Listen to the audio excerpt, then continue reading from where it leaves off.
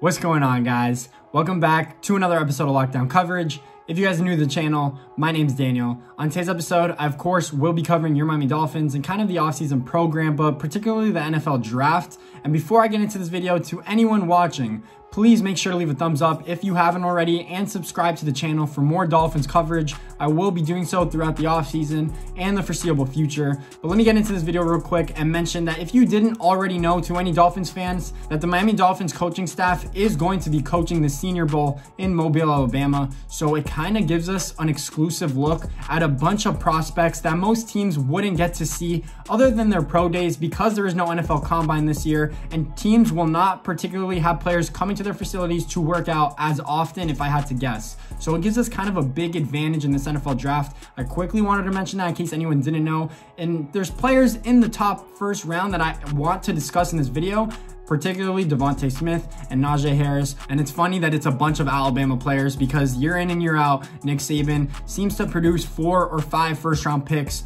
every single year. It's kind of crazy to think, because he has so many 5-star prospects and he is such a good coach, that he coaches them to the NFL level for them to have a full chance to succeed. So it kind of makes sense why Alabama always has so many prospects coming out, but particularly Devontae Smith, Najee Harris are 2 prospects that I want to keep a lookout for during the Senior Bowl and see how they perform. There's a bunch of small school prospects already opening eyes down there. That usually happens every year, but you kind of want to see consistency, and that's what leads players earlier into rounds or later into rounds. It's the talent is usually there, but the consistency usually lacks. So other than the Senior Bowl, I kind of wanted to take a deeper dive into who the Dolphins should be interested for in the NFL draft. And I know that it will be important as to who we get in the draft based off what we do in free agency.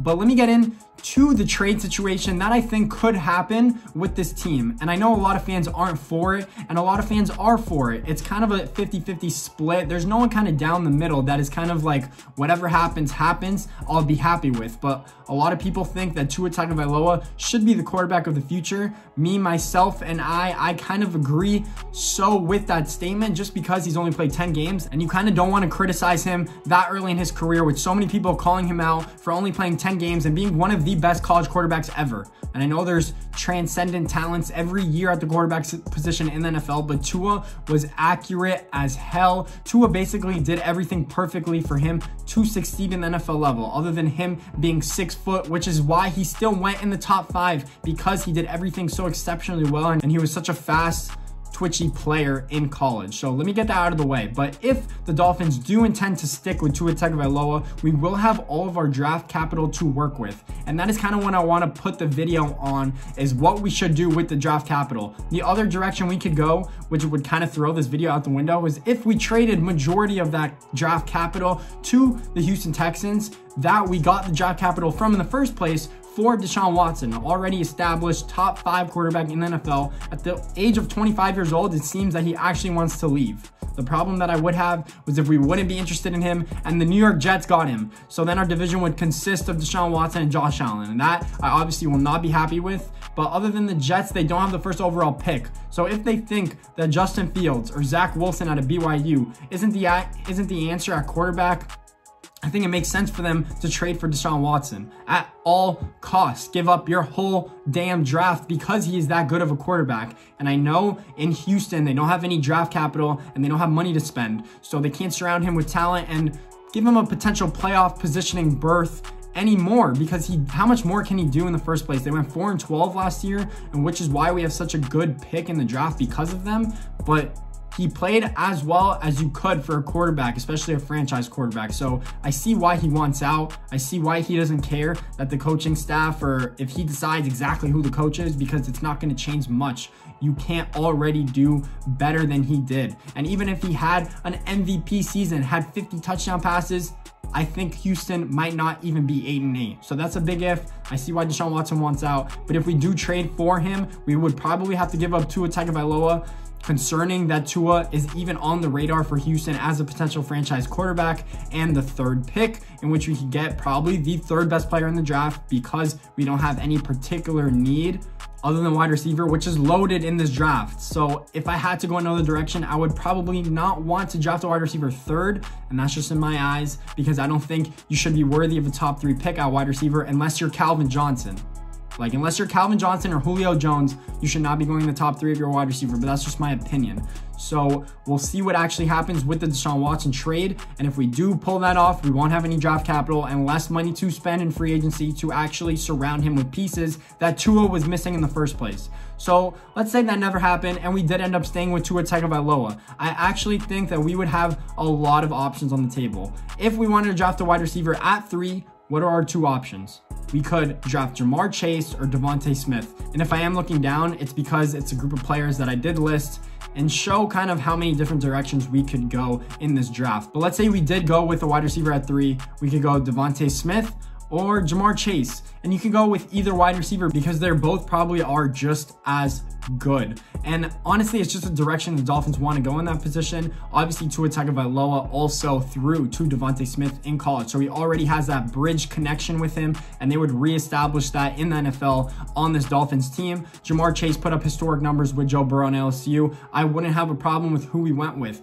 We cannot have this pick as a bust because we are so deep into this rebuild that this needs to be the final step into making this team a Super Bowl contender. And I know it's crazy to think that the Miami Dolphins could be a Super Bowl contender if we actually nail free agency and nail this NFL draft, because we've come such a long way in such a short period of time. But I think that Devontae Smith or Jamar Chase would be a good pick. Another option that we could do in this draft is trade out of the number 3 pick. And of course, the Lions made it public that they did want to get rid of Matthew Stafford. So let's say I'm using this team as an example. The Detroit Lions want to trade to the 3rd pick and get Zach Wilson, Justin Fields, or even an offensive tackle. You never know where they go, because Penei Sewell is also a consideration for the number 3 pick, and he's probably the most dominant left tackle I've seen coming out since Jake Long, in which the Dolphins actually did get. And I know Eric Fisher was a 1st overall pick for the Chiefs, but he's garbage. He was never actually that good. Jake Long was a Pro Bowler in his 1st year in the NFL, and I know that a lot of you might not be old enough to remember him, but he was a spectacular left tackle in his 1st season. I think Penei Sewell could be that in just his 1st year. But other than that, if we trade out with the Detroit Lions, going back to the trade situation, is what would they give us? And they would probably give us that 7th pick, a 2nd round pick, a 3rd round pick, and maybe a 2022 4th round pick or another 3rd round pick. Would you guys do that? Would you guys actually want the Dolphins to continue to get draft capital? So maybe in next year's draft, we could trade up and get a stellar quarterback if Tua isn't any good, or we could trade up and get a player that we actually are missing at that key position. So there is a lot of options. I think Penei Sewell, those 2 wide receivers, or trade out should be the look-in at the number 3 pick if we aren't trading for Deshaun Watson, in which we would probably need that 3 pick to get him for. Other players we could look at with the 18th pick, and I know that this is kind of fresh, but Micah Parsons, the linebacker from Penn State, has a few off-the-field issues that say he kind of was being really strange in the locker room. I wonder how true these reports are, but they said that he whipped his pee-pee out and was like kind of messing with teammates and players. I don't know how true that is, so I'm not going to put big speculation, but if his draft stock actually falls because these rumors end up being true, or even a little bit true, I think that we might have a chance at drafting the best linebacker in this draft at pick 18, which would be a huge plus for us. And I know a lot of you want to say, oh, maybe another option that I have on this list is Najee Harris. And I know Najee Harris and running back position is a big need for this team, because other than Myles Gaskins and Sullivan Ahmed, we kind of were running with nothing out there at the running back position. That is also why Tua Tagovailoa seemed to have struggled so much. So we'll see what we actually do. If Micah Parsons is there, in my estimations, I would say that he would not be there because he's such a good player. He's probably an outside linebacker more than a middle linebacker, but he is versatile, and that's what we need in this defense. He could be a Pro Bowl level Kyle Van Noy, in which Kyle Van Noy was anticipated to do so coming out of the draft in the first place.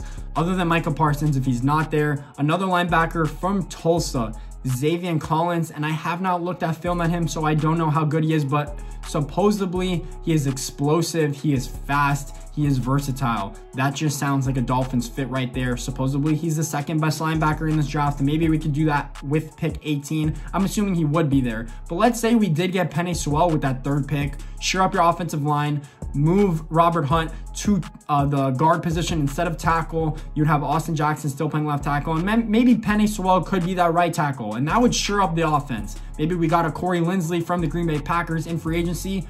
we would have a top 10 offensive line, maybe a top 5 by the end of the year. So we'll see what happens if we get Penei Sewell with that 3rd pick. Maybe we could draft a wide receiver with the 18th.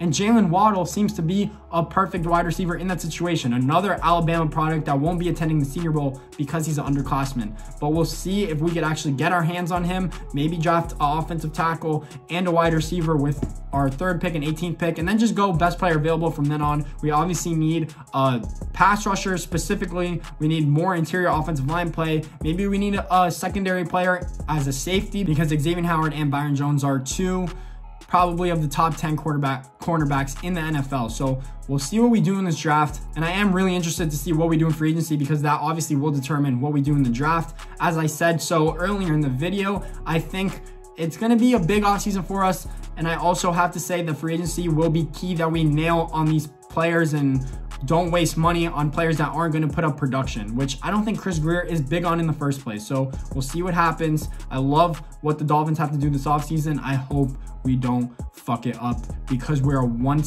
this close away from being real playoff contenders and real Super Bowl contenders. So let's see with the development, especially of Tua Tagovailoa, what this team turns out to be. I will be doing more free agency updates as free agency inches closer. Guys, if you like this video, please make sure to leave a thumbs up and subscribe to the channel. More content consistently coming. Thanks for watching, guys.